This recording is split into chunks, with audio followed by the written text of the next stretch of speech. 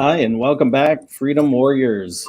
Another Essential Talks where you stay for the conversation and you leave empowered. Today we have myself, I'm your host, Jamie Russo, and my two lovely co-hosts, Jessica and Kimberly. And today we have on the show Karen Selick, and she's a retired constitutional lawyer. So just tell us a little bit about your background and yourself, Karen. Yeah, I practiced law for about 38 years altogether, and the last 7 years of my practice, 2009 to 2015, I was the litigation director for the Canadian Constitution Foundation. So, these issues that are coming up now are very close to my heart.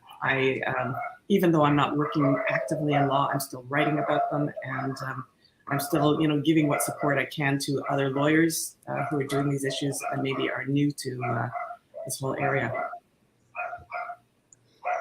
Excellent. Yeah, I guess that would really be close to your heart, especially with all the stuff that's happening now and all the infringements that are taking place.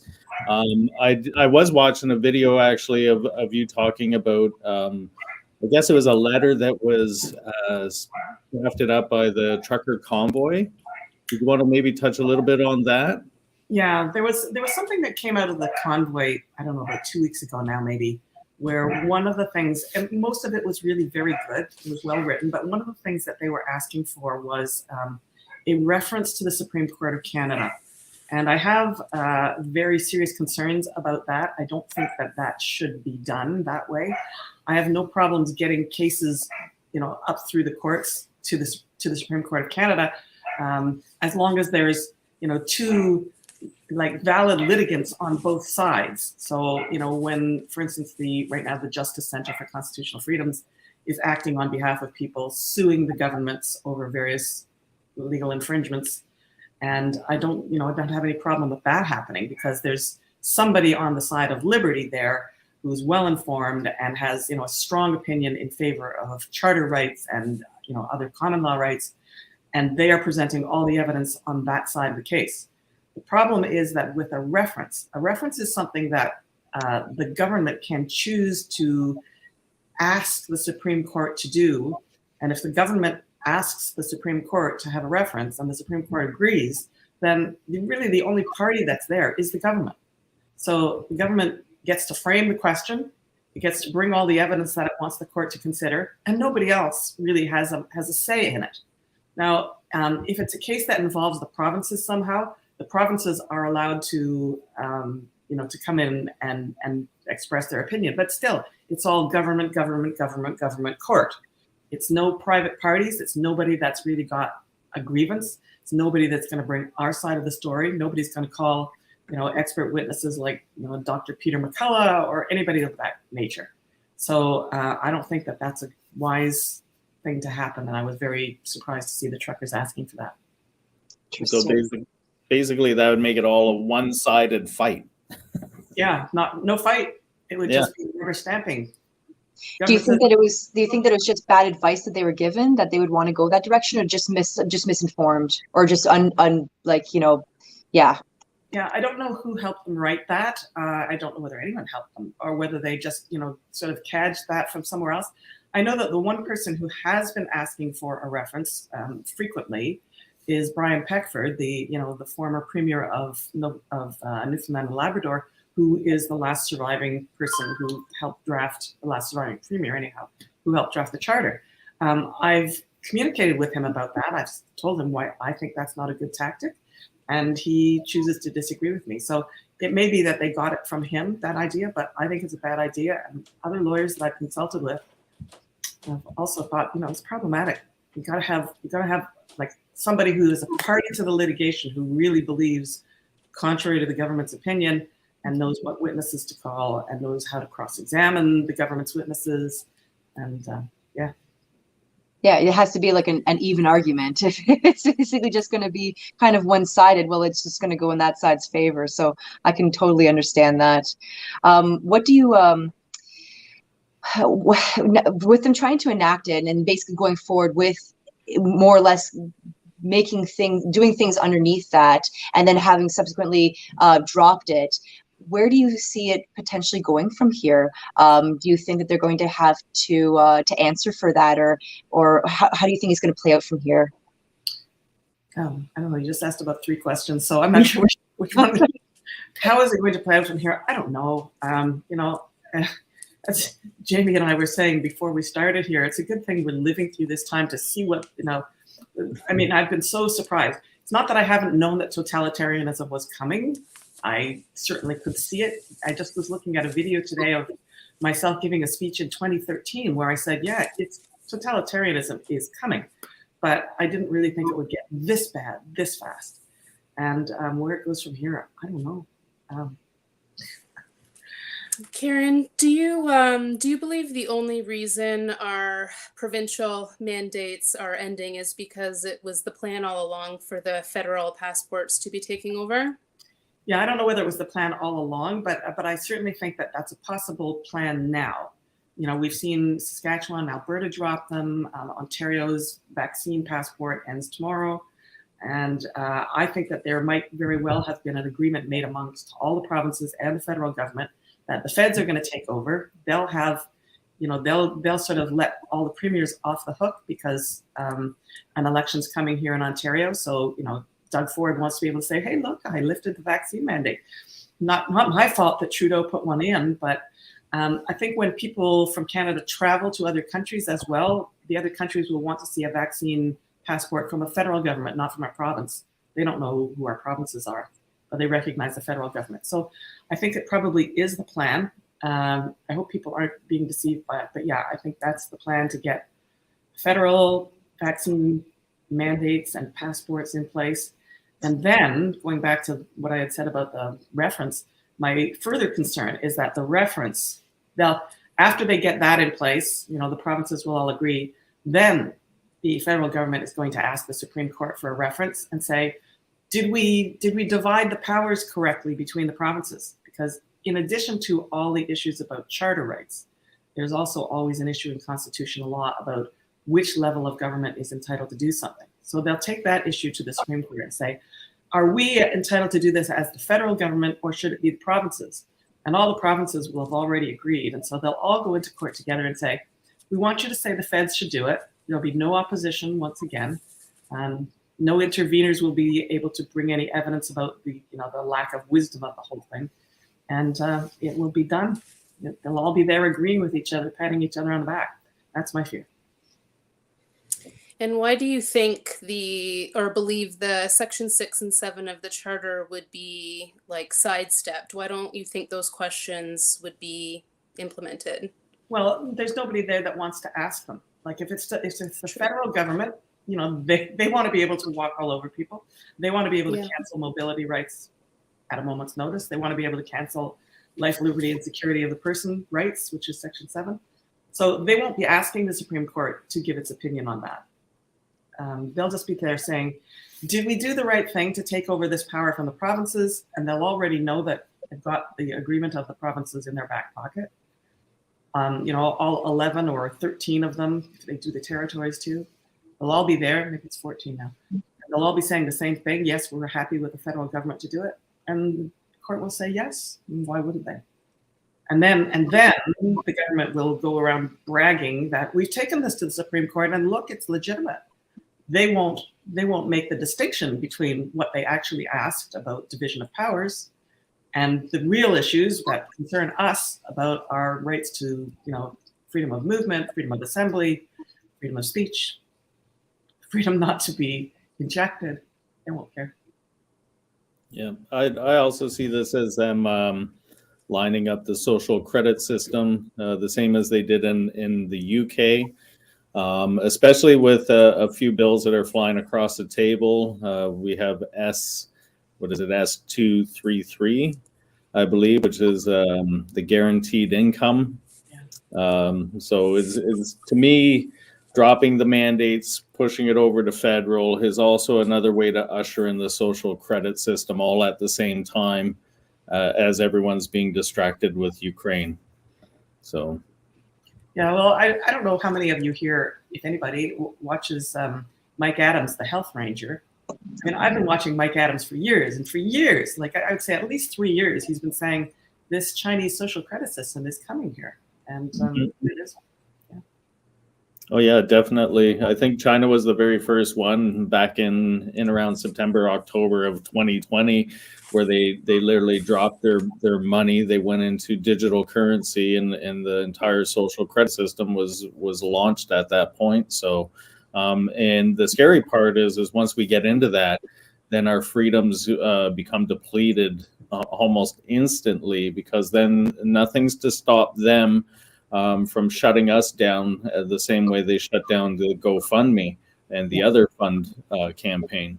If they control your money, they control a lot of your life. Yeah. Exactly. Well, now that they've been able to freeze bank accounts with impunity and have no, repercussions for it, basically, that's the intro to all this, really. Just setting precedent in such a ridiculous fashion, so that anything that has even not any kind of justification, but even just a slight amount, would be seen as, well, they're able to do it for way less, so at least this has something to it, kind of a thing. And so I have a question. So in terms of, you wouldn't recommend doing like an SCC kind of a bid like that, but is there anything that, I don't want to say, like, we as citizens could do to try to prevent a federal passport system coming into place? Is there anything that you know of? It's being done all across Canada. I mean, there's lots of lawyers that are working on this, but things take time. The court system moves slowly. First of all, you have to get people who are willing to be plaintiffs in this. And being a plaintiff is not something that should be taken lightly, because in the event that you lose, you could have costs ordered against you. So, crowdfunding has to be done for this. The lawyers have to be paid. The witnesses have to be paid, expert witnesses, reports. People have to be, I think probably most of the plaintiffs, if they're smart, they're probably asking for indemnities against costs, so that, they're not the only ones taking the risk of having hundreds of $1,000s in costs ordered against them for having stuck their necks out on behalf of everyone. So it takes time to put that all together. It takes time to get up to the higher courts. These cases are being heard now in the lower courts, but usually there's at least lower court, one court of appeal in provinces before you can get to the Supreme Court. So it takes time. People are working on it, though. Okay. Well, that's nice to hear. That's at least, I would hope that there was something going on in the lower things. I hope that it does get up there, because this definitely needs to be stopped before it can get enacted. We did have a question in the chat. One of our viewers was asking if it's lawful to assault peaceful protesters. I saw that question. Yeah, so I'll let you kind of handle that. Obviously not. It's not lawful to assault anybody. Assault, just by saying the word assault, you're using a word that implies unlawfulness. So I think the real intent of the question was, did they cross the boundaries when they arrested the protesters? I think in many cases they probably did, and I think the repercussions will take some time to work their way through the system. But I think there were probably people who are suing. I imagine that woman who was trampled by the horse and had her shoulder dislocated, she might well be suing for having been injured. There was no justification for that. And, I think people are having to work their way through the system, get lawyers, get funding, and start their actions. Yeah. I can kind of see this being similar to, was it the G20 in Toronto when they did that years ago, and they wound up beating a lot of the crowd, and there was a huge settlement, I believe, that came out of that. Yeah, I think it took years though, right? Yeah, no, it did. I'm pretty sure it took over 10 years before it actually was resolved, and people started to get some compensation for it. Yeah. So I pretty much see the same thing kind of happening with this ordeal, because it was handled in such a brute force way that had no justification, in my opinion. So, well, one of the most disturbing things is just the lawlessness that we see on behalf of, on the part of government officials, politicians, the enforcement people. Like, it's as if they say, okay, Section 1 of the Charter, which I call the Weasel Clause, that says, if you can say it's reasonably justified in a free and democratic society, that protects us. So we can do whatever we want, and we'll just say we're acting under Section 1. And it'll take years before anybody decides whether we legitimately had justifiable reasons in a free and democratic society. And so that's the really disturbing part. They're just doing whatever they want and waiting. Maybe the consequences will be favorable, maybe not. Who knows? Yeah, Yeah. I like you called it the Weasel Clause. I've called it that for years. Yeah, so because I've compared it to the same thing as it's like having an abuser that can justify why they're abusing you. Yeah. But that's good, Weasel Clause. I'm going to use that. You're welcome to it. Karen, there's a question here as well. Many people might not be familiar with dealing with lawyers or know how they can go about talking or taking legal actions. Is there any tips you can share with anyone on kind of where to start? There are lawyers groups forming. I actually belong to one where, you know, we're getting to know one another. We're getting to know what kind of cases people will take. I mean, there are people coming from all different backgrounds here. So some of them are coming from the background of family law, and you know, they're interested in taking cases that you know, if parents are fighting over whether children get vaccinated or not, that's the kind of case they'll take. But they won't take you know, a freedom of assembly case because they're just not familiar with that. So there's a couple of places that will take some of the prominent cases. The Justice Center for Constitutional Freedoms out of Calgary. They have lawyers in, I'm not sure what provinces now, but they have numerous lawyers on staff, and they're constantly trying to hire more. Then there's something called the Democracy Fund, which I think Ezra Levant of Rebel Media was instrumental in setting up. So they also have funding for lawyers. I know Ezra, you know, in Rebel Media, they had often said to people, if you're getting tickets for whatever, you know, being in the wrong place at the wrong time, let us know and we'll get a lawyer for you. So those are two good places to look. Other than that, you know, there have been some declarations published. I think 2 of them. One of them, I don't even remember what it's called. Something about North. It was a declaration signed by, I think they've got like 500 lawyers there now. So unfortunately, it doesn't give contact information. It doesn't say what their areas of specialization are. So if you went to that website where you saw all the lawyers signed up, you know, you'd have to go through sort of one by one and see if anybody there was somebody who was interested in taking your case and they're in the right province and so on. But yeah, so I mean, I see that somebody has put in the chat there, how do people find these lawyers? So, you know, the Justice Center, I don't know, can I put this in the chat, or how can you put this up on the screen? Justice Center for Constitutional Freedoms. I think their URL is pretty simple, probably jccf.ca. And the Democracy Fund, if you use Google, you might not find it, but if you use DuckDuckGo or somebody less biased, you'll probably find the Democracy Fund. I think they have now hired that Dr. Ponessa, the philosophy professor who got fired from a university. Nice. Yeah, she's, I think, running that now. So I don't know who chooses their cases, but that's one place that you could look. Awesome.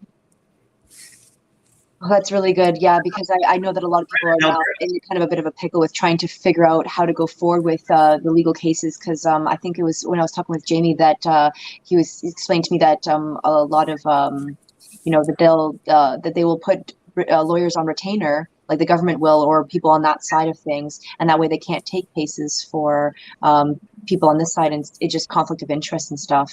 And so that's really depleted the pool of available resources, and also too, people wanting to potentially put their accreditations or their I don't want to say they're standing on the line, basically, just to be able to fight on this side. A lot of people want to stay kind of more in the background and don't want to have, you know, don't want to risk their professional kind of their situation, really. And so it's nice to see that at least what you know, that there are groups kind of getting together to band back against this, because it's going to be so needed in the future. I can't see a point in which we're not going to need that, especially right now. So that's fantastic to hear that.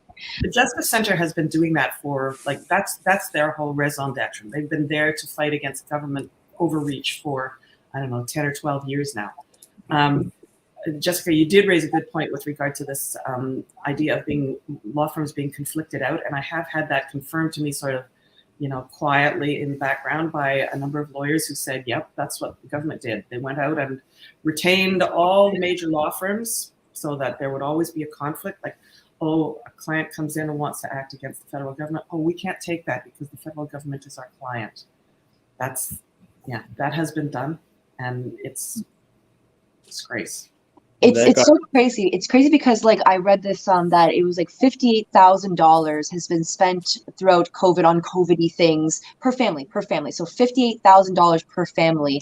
And even if you look at like a vaccine, like let's say they were, I think like they tried to say at one point that they were ballparking around $50 vaccine, which is insane, first of all.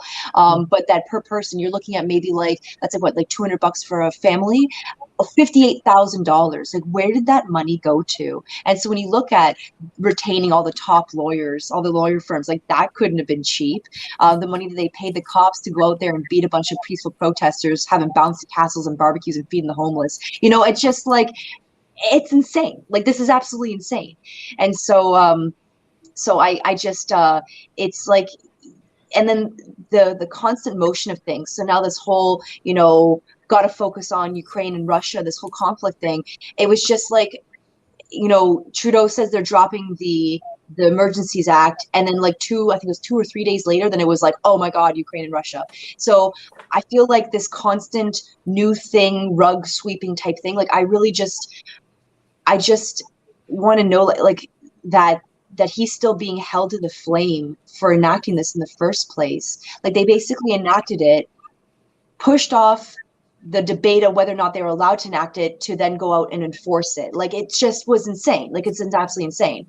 And so moving forward from here, I'd heard some things that they were keeping some of the stuff permanently, and I wanted to know your take on that. Is that true? And do you know if they are and what parts of it they are? I heard the same thing. I heard, what's her name? I don't even like to think of her name. The Deputy Prime Minister. Oh, Chrystia Freeland? Chrystia Freeland, yes. I heard her say that some of the things are going to be made permanent because it turns out that, we overlooked ever bringing crowdfunding platforms into FinTrack. FinTrack is this financial, tracking stuff that they've had. Well, even when I was in private practice, which was to the middle of 2009, it was already in place. Like lawyers had to get all kinds of identification from clients. If anybody brought you more than $1,000 in cash, you had to question them. Where did you get it? Are you a drug dealer? All this crap. So they had overlooked including crowdfunding platforms in that. And so that part is one of the things that they're planning to make permanent. I'm not sure what else they're planning to make permanent. That's one. Do they have the, I don't want to say this, like, do they have the right in law right now to do so, or is this another overreach type thing? That's a good question. It's probably not high on anyone's priority list to challenge right now. Maybe it would be high on the list of priorities for a crowdfunding platform, a Canadian crowdfunding platform, if we have any. I don't know whether we do or not. But both of the ones that were used in this, GoFundMe and Give, Send, Go, I think are both American. So they don't, probably Canada's only a small portion of their business, and they're probably not going to give it all that much priority to start a challenge to this. And it's not, ordinarily it's not that hard to comply with those laws either. I mean, as I said, when I was a lawyer, I had to do it. It was stupid and annoying. We had to ask for a whole lot more identification from people and stuff, but it wasn't impossible to comply. And rather than just say I'm not complying and bring a challenge against it, it just made life easier to just comply. So that's one of the other things they're counting on too. Maybe it will be overreach. Maybe it would be if anybody challenged it, but it's they have to consider who's going to pay for it, who's going to make that a priority compared with all the other things you have to do in your life. Yeah, that's a really good point in terms of like who's going to pay to challenge these things. So it almost gives them carte blanche ability to just kind of go forward with almost everything, even blatant disregards to our legal system. They'll go forward and it's like, well, who's gonna help you? Who's gonna fight for you? Who's gonna pay all this money? And it's just like, oh my God, like, yeah, where's that even go from here? I'd love to see the confidential legal opinions that they must get in advance of bringing forward some bill. They probably do run it by their own constitutional lawyers and say, are we overstepping the boundaries here? And their own confidential opinions, which they will never disclose because they have solicitor-client privilege. I'll bet a lot of the time they're saying, yeah, this is going to be problematic. And maybe they even are told, yeah, you should really think twice about doing this. But if they also get the opinion, it'll be 20 years before anybody gets a challenge up to the Supreme Court, they may just decide to do it. Or even if it says it'll take 3 years, they may just say, oh, worth it. It's like those corporations that are just like, well, we'll make $15 million, but it'll cost us $3 million in this fee that we have to pay because we got slapped on the wrist for something. Yep. Unbelievable. Yeah. Let's face it, the politicians will say it's no skin off my nose. They're not paying the legal fees on the other side. Worst thing that can happen to them is they won't get reelected. But they all know that when they start, they're all lining their pockets while they're in office anyhow, or lining up their next jobs, which will be working in some way to help people lobby the government because that's a great contact. They'll be fine after this all ends, whether they did something bad or not. They'll be fine. Oh, God, the injustice. It just makes I'm gonna burst into flame. Did one of you guys, Jamie or Kim, did you want to take the question that we had in the chat there? Yeah, Karen, how and why do you think the people like Tamira and the convoy organizers can't get bail, and are they being charged to your knowledge? Well, yes, she's been charged. Otherwise, she couldn't even be arrested and held. So she's been charged, I understand, with mischief or counseling to commit mischief, or possibly both. I'm not clear on that. I haven't had time to pursue all the things that are going on with her.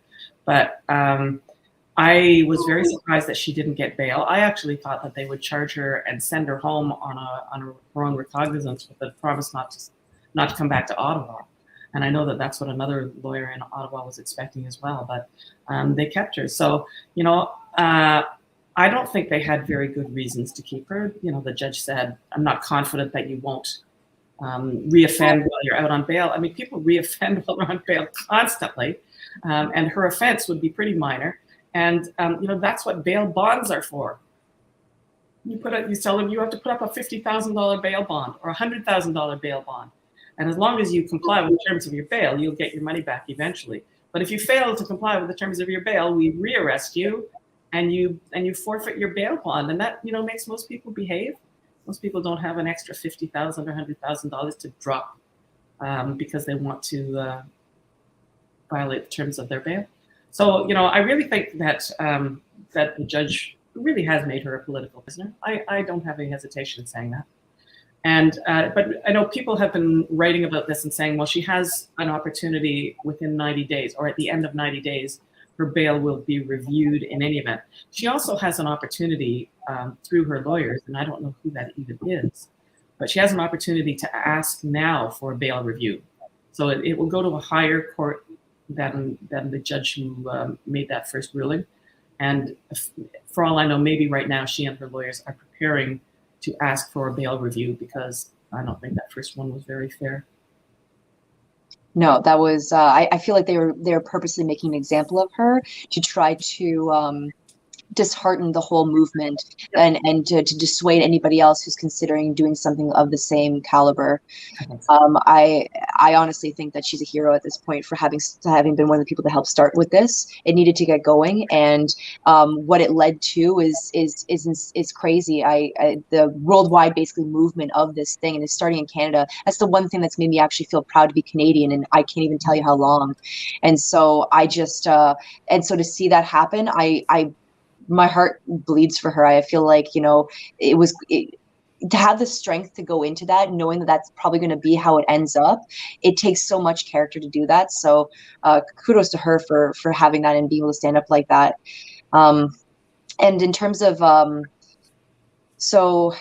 guess, hopefully maybe they can crowdfund her legal fees if it really comes down to it. Because I can imagine that would be probably a little bit pricey as well too, to keep this constantly and back and forth with lawyers and stuff.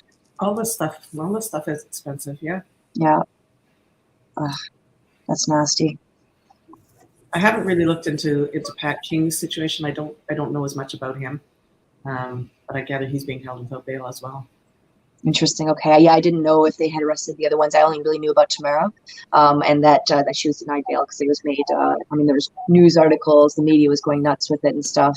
So, yeah. Now, I really hope that people don't forget about them, because now that, like I said, everyone's on this whole war kick, and it's just like it's so crazy because like from the, I don't want to say it, like the conspiracy, people, that they were just like, as soon as they lose the COVID narrative, it's going to be on to war, and like here we are, and it's just like, how many more check boxes are we going to check off before we start kind of maybe looking at the next check boxes a little bit more closely and saying, well, how can we avoid these? So yeah. What really surprises me is when I go on Twitter and see people who think it's great that she's being held without bail. Oh yeah. Who are you? Wow. What planet did you grow up on? Different one from me. Right. The level of vitriol and funneling, the funneling of their rage and anger and feelings of injustice and where to even put this. And then they're being given an outlet and they don't even question the outlet. They don't even question it slightly. They just, oh, yeah, that's who we need to hate. Let's hate on that person. And it's just so mindless. It just really, like, it speaks to the level of, it's almost like a open brainwashing, where it's just, you're now out there and anything that comes your way, just input, and then you just out it. It's just craziness. So yeah. And so much false. Oh, go I'm ahead. a lot less restrained on Twitter than I used to be. I just get frustrated with people, and I'm constantly telling people off. I've been banned twice for a week each time, so I'm pretty careful. I have to really, it does. It makes you self-censor. That's their whole goal, right? Yeah. Yes. Yeah. Yeah. My husband, I think he's on his 7th account at this point. He's a rather vocal person online. I tend to stay more in the background of things because I get a lot of anxiety from reading the comments, because it makes me. I laugh with him saying, I don't know if you've ever seen Watchmen, but I want to become Dr. Manhattan just so I can just like literally like instantly eviscerate people, because I get so upset. I just have no control over it. I go make people explode. And I'm like, it's probably good that I don't have this capability, or I'd probably turn into quite the tyrant. Yeah, I lose my mind. And so to prevent me from losing any more hair than I have this entire COVID experience, I tend to stay away from the comments. Sorry? Have you been losing hair? Oh God, yeah. So, and to be honest, most of the clients I talk to, most people are in the same position too. Stress is not exactly conducive for a good head of healthy hair. So, what's your occupation, Jessica? What's my occupation? Yeah. I do body contouring type services. So I run a spa in a sense. And so, so I have lots of both men and women clients, but mostly I would say women. And just, I've said this before in other previous podcasts, that the increase in people taking antidepressants or anti-anxiety medications on their intake form, it's almost like 9 out of 10 people. It's just it took me a bit to really notice it, but it was like every time I'm looking at it, it'll mention it either by name or they'll just kind of a generic like antidepressants or something like that. And it really hit me after a bit. I was like, this is like the 10th person I've seen in a week that has this. Like, this is a lot. This is a lot. And so this reliance on the pharmaceutical industry, like, it feels like, how to explain, it's like one of those like fish in the ocean where it leads you in by its cute little light, and it's like, oh, here, I can help you, and then it just eats you. Like, how are people going to be able to get away from big pharma if they've got a monkey on their back now? Like, how are they going to face life if they couldn't face it without taking these pills? Like, it's just, I mean, like, not to say that to anybody, if they need to take this to make day-to-day, life possible, I totally get that, especially if it's chemical imbalances. But I find that the reliance on the pharmaceutical industry is just, and then the amount of money that our government's paid into it, it's like, how long until it's like, the United States of Moderna, or you know what I mean? Like, I'm just waiting for that. Like, that's just the corporate takeover of pharmaceutical stuff. So yeah, and then just again finding out there's this thing happening now where like Moderna was found to have the patent of a particular part of like DNA, something that they've now found is actually in COVID. So but they have that patented, and so it's like these questions of like, yeah, sorry, that patent was several years before. Exactly, and COVID, they had that patented. I know. Yes, and so it's like a 1 in a trillion chance that could have happened naturally. And so like, oh, I can't remember what law it is. It's like something's law where it's like the most simplest answer is probably the one. And so yeah, I you got these questions, and it's just like, but who's going to say anything now? Because again, these companies also too have a lot of patents to the medications that you're going to need for the most common jab side effects like heart issues and all this stuff. And it's just like, oh wow, what are the chances of that? And it's just, yeah, so I just, again, to this whole thing is just, it's so interwoven. And that's why I was asking questions like, what can we do from like a people standpoint to deal with this? Because I feel like people at this point, they still need continuous hope. Like seeing the protesters, seeing all that happen was very enlivening. It really made us realize how many of us are standing like this and how we feel this way. We might not be actively presenting it, but everyone's done with this. So how can we keep that hope going, that this is not just an in the bag thing from the government and here we are headed into tyranny? We probably are, but where can we stand? Where can we push back?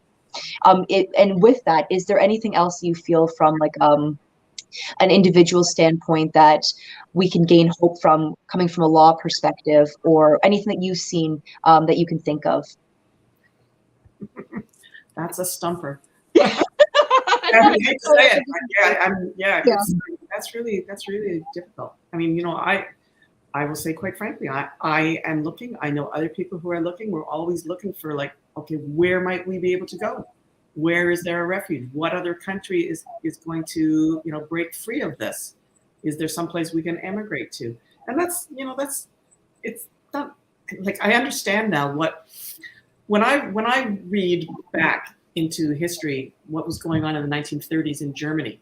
A lot of people don't realize that something like 2/3 of all the Jews in Germany actually left before the war broke out because they could see the writing on the wall. Yep. And when you think back how difficult it was for people, they were going off to countries where they might not have any relatives or friends. They didn't speak the language. They had to, some of them, towards the end, they had to leave in a real hurry too. They couldn't sell their businesses, sell their homes, and get the best price. They just had to walk out.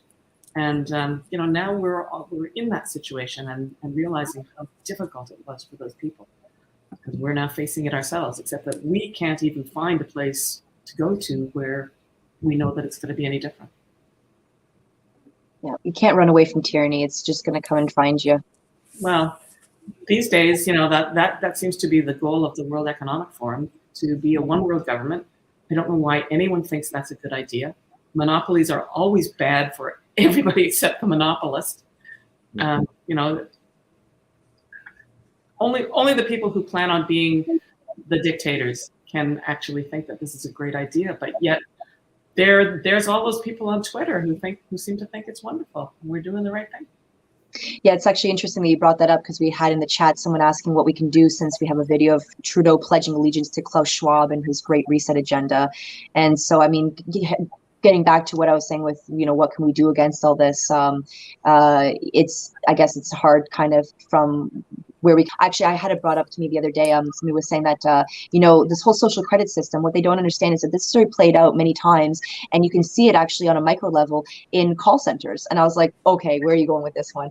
And so they're like, well, when you look at it, there's a lot of these people that they abide by these metrics that determine that they're a good agent. And then they get promoted into like managerial positions or positions where they're now expected to do certain things. And all they have is these metrics saying like, yeah, you're a good agent, but are you a good manager? No. And so when they go into these positions, they do crap jobs, and they really they have no experience, they have no skill, and they flounder in these roles, and they really, there's not a lot of progress or I don't even say innovation because it's a call center, but not a lot happens in that position because they were never meant for it. They just happen to be able to check off all the boxes of what good behavior looks like. And so on a macro scale, if that was applied, to an entire country where, oh yes, well, you can be in this position because you've abided by all the government's rules and stuff. It's just like, yeah, but are you a good engineer? Like, are you going to be able to make this pipe system and it's not going to burst? Like, it's like so many things where we actually need people who are critical thinking, who are going to challenge things. And if we don't have the safety of that, what is that going to look like? So I am concerned for the future. Absolutely. But I do have some hope that a falsely created system is never able to stand long term. And so it'll crumble from within eventually, because it's false. It's a false platform. And so how can it possibly last? So I agree with that, actually, but I don't take all that much comfort from it, because the Soviet Union eventually collapsed. But how long did it take? Like 80 years or something. yeah, So, it's going to take. I'd like to see it happen sooner than that. I'd like to get back to my previous life, but yeah, that's. Yeah. I really liked your answer when you were asked, what can we do and how do we push back in that? And you're like, you're still looking for the answer, because throughout this whole freedom movement, everyone has the answer, but nobody has actually implemented it to create the cure, right? So it's nice to see a good, down to earth, solid, honest answer. I don't know. I don't know. Well, I think I haven't really heard of anybody who's got, I've got the answer.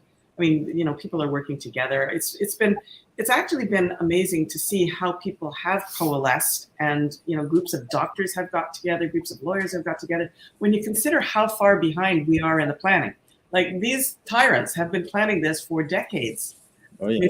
maybe even 100 years. If you read some of the books that are coming out now about the history of tyranny, they've been planning it at least for decades, and here we are, sort of doing it in 1/10 of the time. So, and Jessica, I definitely agree that there's something that's this false is definitely it can't be buried forever. No, anything like just the body counts are coming out now. They're coming out from all different sources. They're coming out from insurance companies, insurance claims for deaths. They're coming out from funeral homes, and people can start to notice if they haven't already. Yeah, that's why I feel like they're moving on to their next distraction. To be completely honest, I did not expect the Russia aspect of it. That was a left field for me, but I thought it was going to be Taiwan, that China with Taiwan and stuff. So they're next on the agenda. Yeah, basically. I mean, like, really, it's just, it's like living in a bad B movie. It's like, it's like a B-rated movie. Like, it's just like you can see where it's going, and you're just like, well, this is predictable. it's just crap. And so I'm like, I feel like I'm marionetted into this whole thing, and it's just like, I don't want to be part of this anymore. And so, yeah, and I think that like I had a client the other day, and she we were talking about kind of COVID stuff, protocols and stuff like that.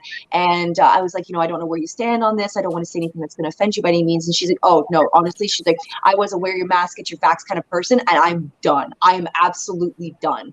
And she's like, so if I'm done, I can't even imagine where everyone else is. And so I was like, okay. So that gave, it's little things like that give me heartened kind of feelings, because I'm not going to get hope from the government at this point. I'm not going to get hope from the media. I'm not going to get it from there. I'm going to get it grassroots, from the base, from the people that are actually living their lives in the community. And so that's where I feel like if anyone's looking for hope or feelings of solace or anything like that, you're not going to get it in the places that, I don't know, you're being told you'll get it from, like mainstream media and things like that. That's not where you're going to get it from. It's going to be from within your community. It's going to be from people living in it who are just like, who are feeling the same as you. And it's just going about finding those people and just feeling like you're still part of something, and not feeling alone. So yeah, it made me feel a lot better just knowing that, because I'm thinking like, okay, yeah, if she's done, then I mean, like 80% of people at least have to be done with this, at least. And so yes, when you're seeing those comments online, like, oh, she deserves to be in jail, and death to the unvaxxed, I'm like, you're probably maybe 10% of people, maybe. And so, but it's always those people, the rebel rousers, that are going to make the loudest voices, that are going to, seem like there are more of them. And of course, this media is going to be like, oh yeah, don't ban their accounts. Like, it's just craziness. Like, death to the unvaxxed, and you're not going to get banned. Like, okay, there. So, but yeah. Anyways, I digress. I'm just going to go on tangent.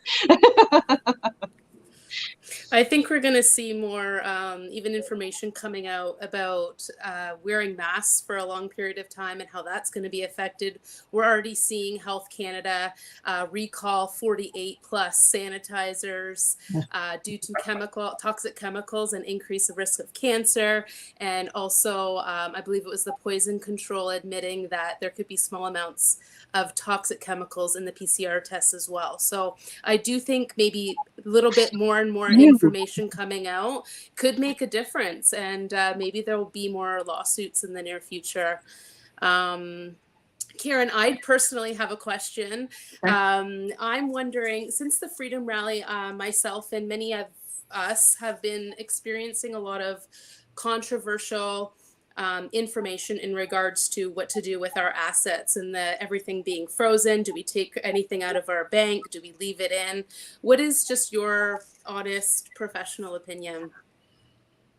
I was rather surprised to see them. I mean, this has been in the back of my mind right from the start, that eventually it will come to the point where they will try to control people like us or people who don't want to take vaccines. They will try to control them by shutting down their bank accounts.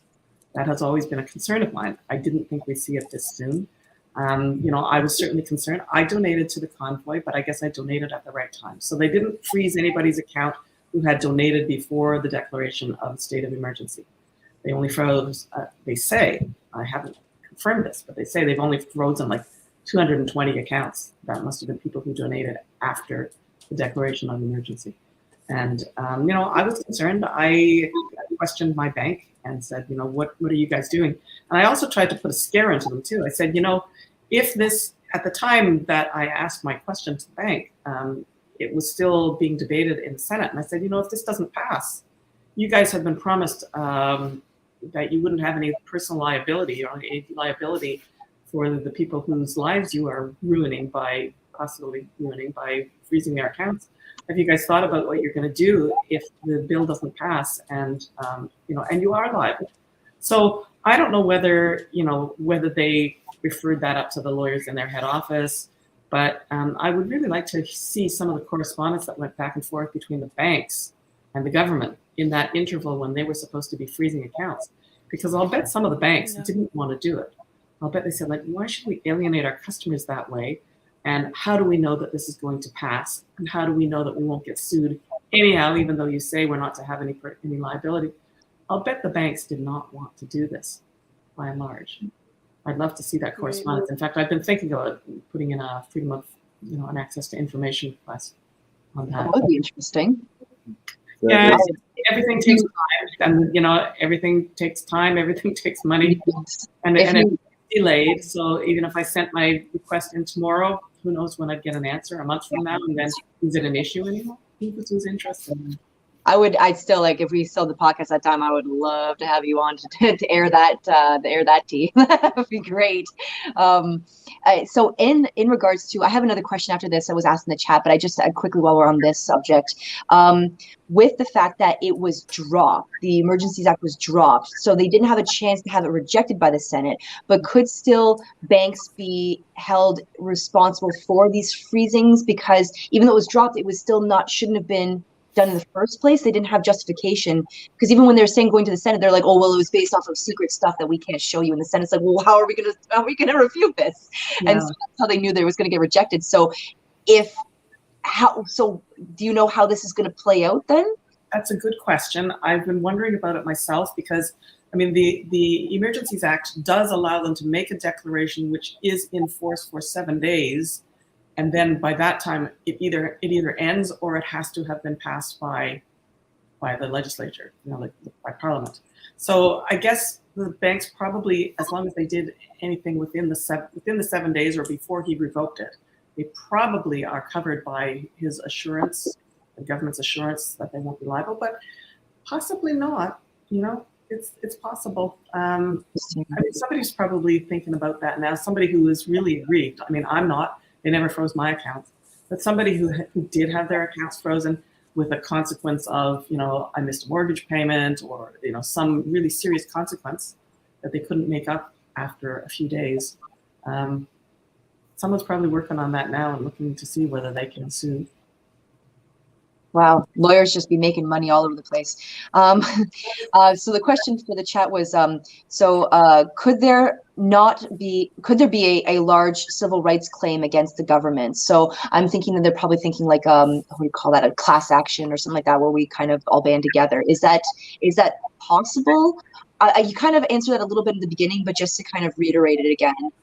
Okay, class action against the government has one serious downside, which is that if the government has to pay it, it's all coming out of it's coming out of one pocket into the same pocket, right? It's like giving a blood transfusion from one arm of the person to the other arm of the person.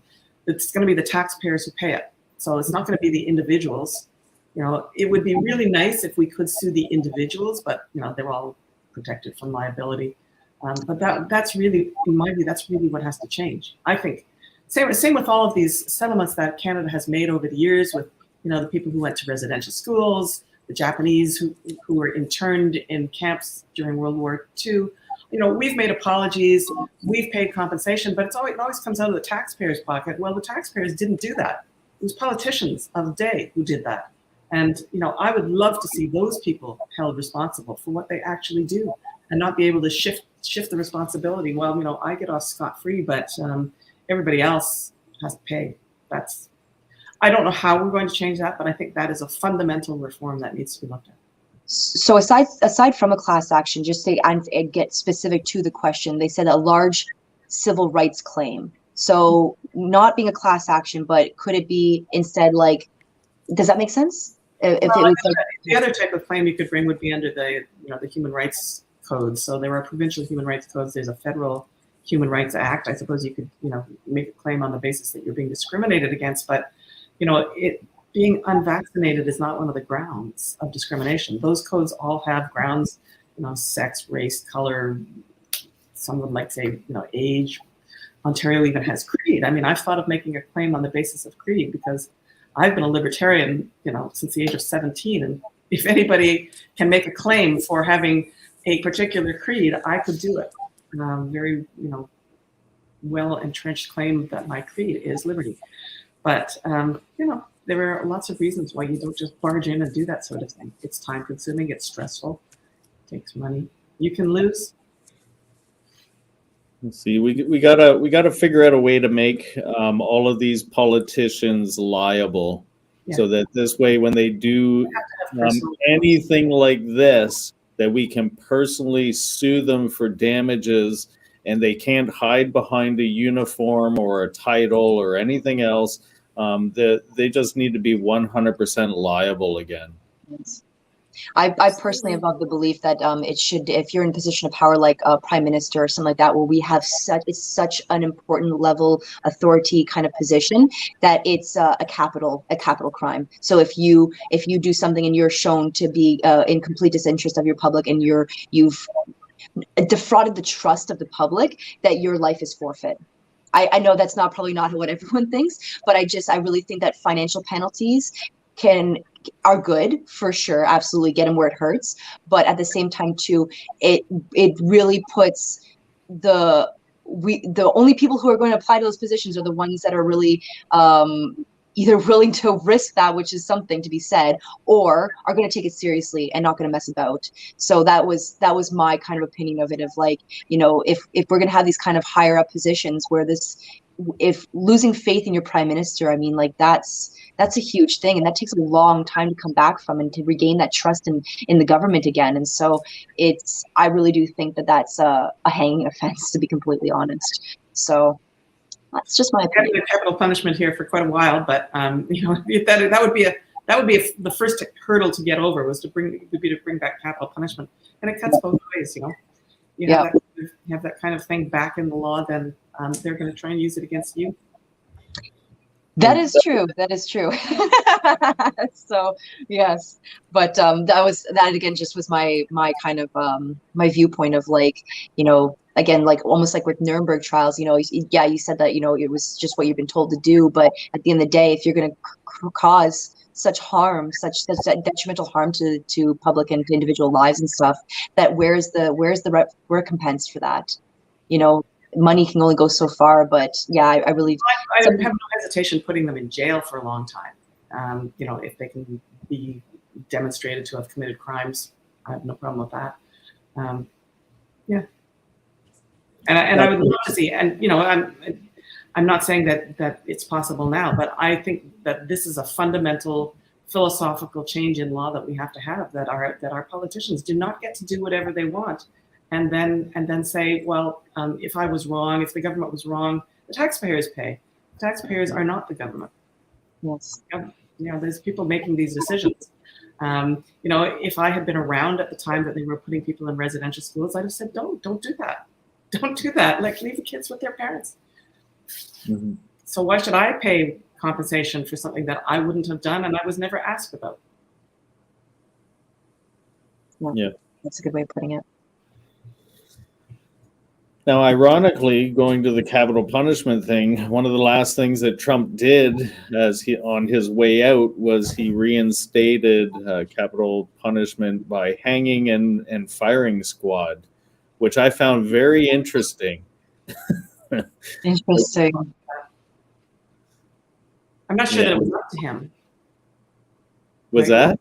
I'm not sure that it was up to him. I don't know whether he could unilaterally have done that.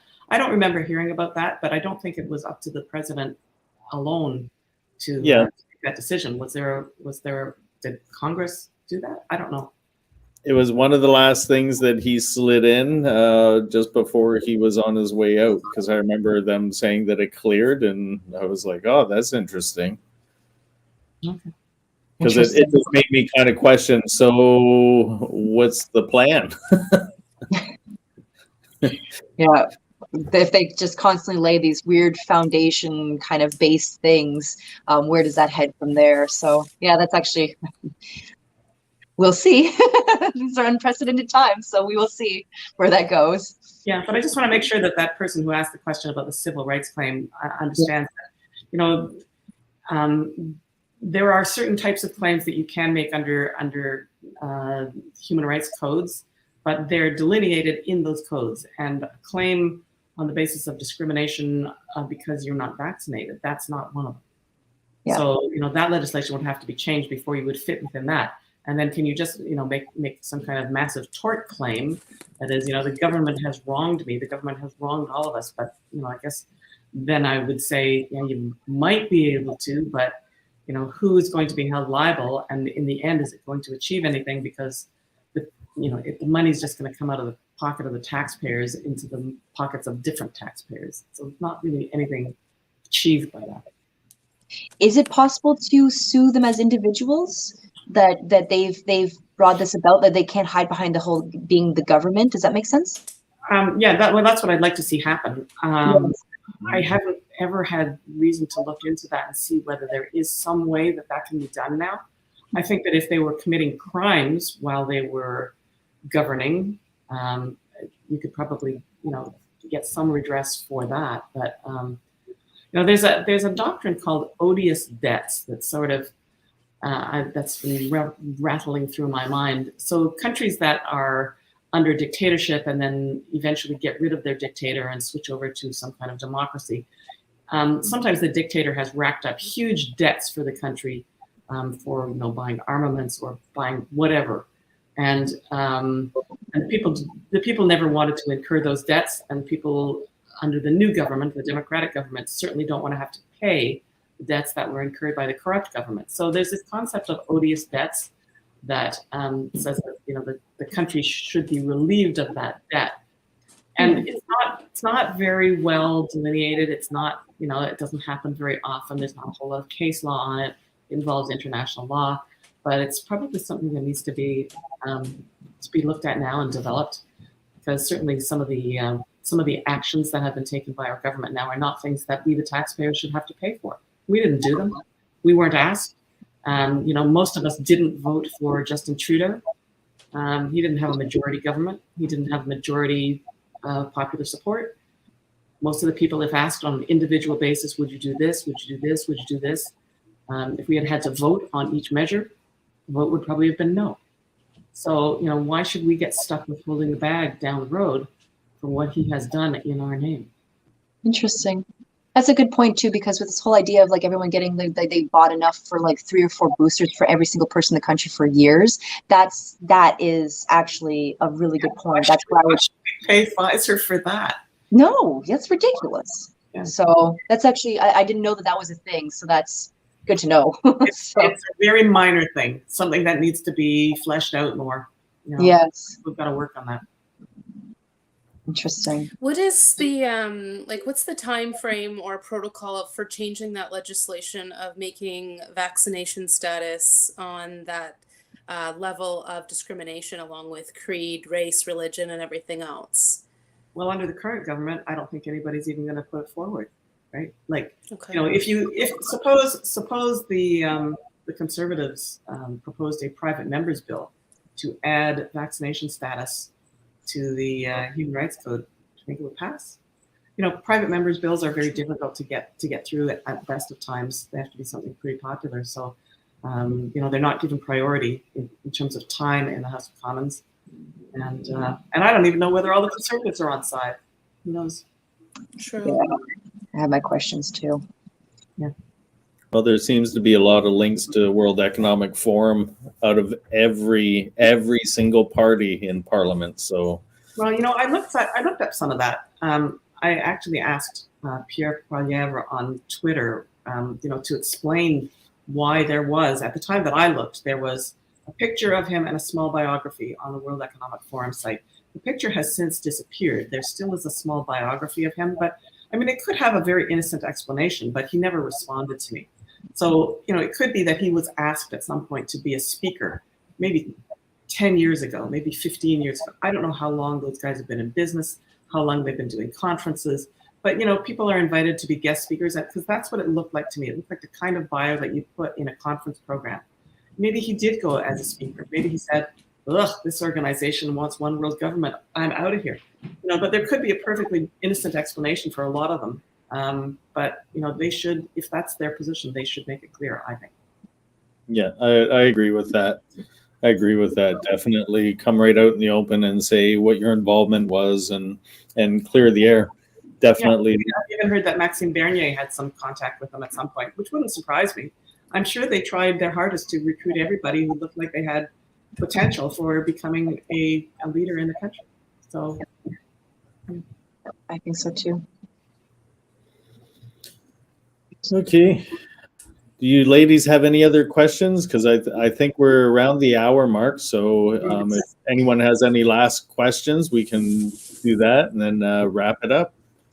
No, I think I'm good. That was incredibly illuminating. I really appreciate you taking the time to come on and to do this. It was a very timely issue that we wanted to have just to kind of go through, and you're one of the best people for it right now. So this is fantastic. Couldn't have asked for a better person to speak on this. So I thank you for taking the time and doing this and really illuminating, not, like I said, not just us, but also our viewers as well too. That was really good. Thank you. Thank you for giving me the time. So some of these things take some time to explain, and you don't always get the opportunity. Yeah. Yeah, I second what Jess said, and I just want Karen to give you a chance of letting people know where to find you. I know you write for Frontier Center, Lou Rockwell. I believe you're the owner of keeneyesediting.ca. Is there anywhere else people can find you? Western Standard is where I'm doing most of my writing these days. So that's an online magazine. westernstandardonline.ca, I think, is the website. And I have not a regular column there, but at least once or twice a month I write there. And I also have a BitChute channel. So if you spell my name right, you'll find me on BitChute. And I started the BitChute channel with a lot of VAERS information. I was producing a weekly video about the VAERS data for a long time. I've sort of gotten away from that and more into legal issues now, but please feel free to look me up there and leave comments. Yeah, what we'll do is we'll get that information from you afterwards, and they'll put it in the description, because I'm sure that a lot of our viewers are like, oh, really? And so you'll have definitely some viewership added to your BitChute channel. I'm probably gonna be one of them because that sounds super interesting. Thank you. Awesome. Yeah. Thank you so much for being here, Karen, and sharing your knowledge with us and giving us a little bit of an insight of a direction And I think the major messages is we all got to really stick together throughout this, and that's how we're going to come out on top. So anyone that's watching our show here, feel free to subscribe, share this with all your friends, any like-minded people, business owners. We got to get the message out there, keep getting the message out there to keep getting our fellow men and women standing up along beside us. So on that note, everybody have a great night. Until next time, we'll see you later. Bye.